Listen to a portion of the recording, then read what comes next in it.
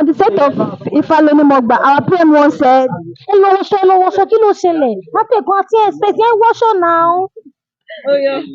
On the set of Ifalonimogba, our PM once said, Make I get down here, beg. on the set of Ifalonimogba, our PM once said, Oh, ní gbówó oúnjẹ lónìí o. on the set of Ifalonimogba, our PM once said, Láńbébé rẹ̀ tí ń ṣẹ́ mi báyẹn, ó ti ń ṣẹ́ mi. on the set of Ifalonimogba, our PM once said, Olóògbé ẹja lọ kámẹ́rà dá. on the set of Ifalonimogba, our PM once said, Gàfọ́ yìí mo ò láìkí ẹ̀ náà.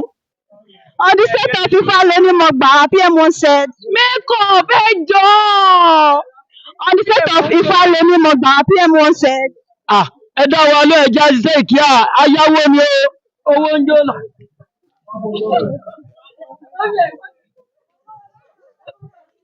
on the set of Ifalonimogba, our PM once said, Ṣìgbó. Àtẹnu mi ni màá pa ẹ́. Àtẹnu.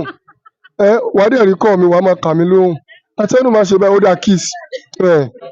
on the set of Ifalonimogba, our PM once said, Ọlọ́run ó dáa, ó dùn.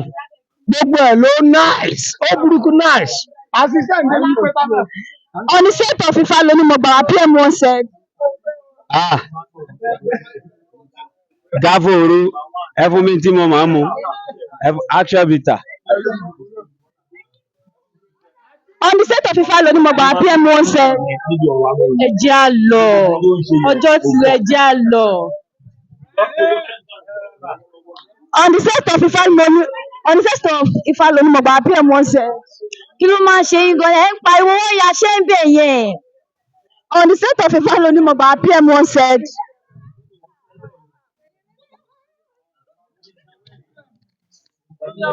on the set of Ifalonimogba, our PM once said, bàbá ẹ̀ wà lórí set. Our coordinator once said, Gàfán! Gàfán ó ti fi yọ̀ sí ẹjẹ́ àṣìṣe yìí.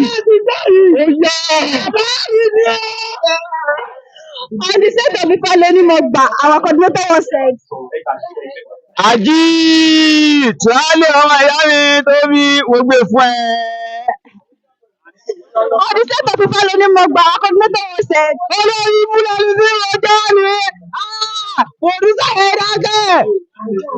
on the set of Ifalonimogba, our coordinator once said, Ẹ̀yin tẹ́ ẹ̀ pariwo ń bẹ̀, mo ti mọ̀ pé BTS máa wà láàrin àárín obìnrin máa ń dúró sí. on the set of Ifalonimogba, our coordinator once said, ìtí mo rí rí o, wọ́n ń lé wa o, wọ́n ń lé wa o. On the set of Ifalonimogba, our coordinator once said, Àtẹnu ò dẹ̀ stop gbogbo nǹkan yìí. Àtẹnu dáwà lówó ló ń dáwà dúró. Kí ló tún lọ sẹ́ńdẹ̀ yẹn? Mo lọ jẹ́ ní sà. on the set of Ifalonimogba, our coordinator once said, Tóbi lọ́wọ́ kámẹ́rà. on the set of Ifalonimogba, our coordinator once said, go slow, Milita ló kọ́ mi now, iṣẹ́ ṣì pọ̀ tẹ̀fẹ́ yá, iṣẹ́ ṣì pọ̀ táwọn yá. On the set of Ifalonimogba, our coordinator once said, ó ti yá àti ṣe tán. Ó ti yá o. On the set of Ifalonimogba, our coordinator once said, ẹ tí wọ̀ṣọ̀ kí ló máa ń ṣe èyí kàtẹ́, ẹ lọ wọ́n ṣe ajá lọ jàre. Dem once said, ẹ̀yin mò ń dúró de ẹjọ́ mi náà àti ṣètò. Ifalonimogba, our coordinator once said, ṣé ẹ fẹ́ gbé pè ní? Ẹ pè ní bẹ́ẹ̀ ṣé ìgbà ìyẹ́sẹ̀ lọ́wọ́ ni? On the set of Ifalonimogba, our coordinator once said, Ọlọ́pàá bátí kámẹ́rà àti kúkà bọ́látì dá. on the set of Ifalonimogba, our director once said, Ọlọ́dọ̀ ó fẹ́ sori bí ó fẹ́ sọ̀bọ̀ sá. Ó ní àwọn èrè. Látàwọn tàbí wà lórí sẹ́ẹ̀tì. Ó fẹ́ sọ̀bọ̀ for the first time. For the first time tó yà kọ́ sí pè láyé nù. Àtẹnu wà pé kí n rí ẹ. He's a gentleman. I don't know what to say. on the set of Ifalonimogba, our director once said, àtẹnu má ṣe pé, ẹ má ṣe pé mọ̀ ṣe mi ìfẹ́ pé. On the set of Ifalonimogba, our director once said, Gàfà, wọ́n ló mú àdìdá wa o. Tó bá ti ṣòṣì lórí sẹ́ẹ̀tì, wọ́n ló mú wa o. Mo ò mọ̀ ń pa ẹ̀ o. on the set of Ifalonimogba, our director once said, Tó tẹ́lẹ̀ èsì, mo ti sọ fún ẹ pé ká má lo àkè, wọn ló ti gbé sálẹ̀. Èkó tẹ́mí, wàá yí aṣẹ́ ìwọ nìkan, wàá dùn kámẹ́rà méjèèjì.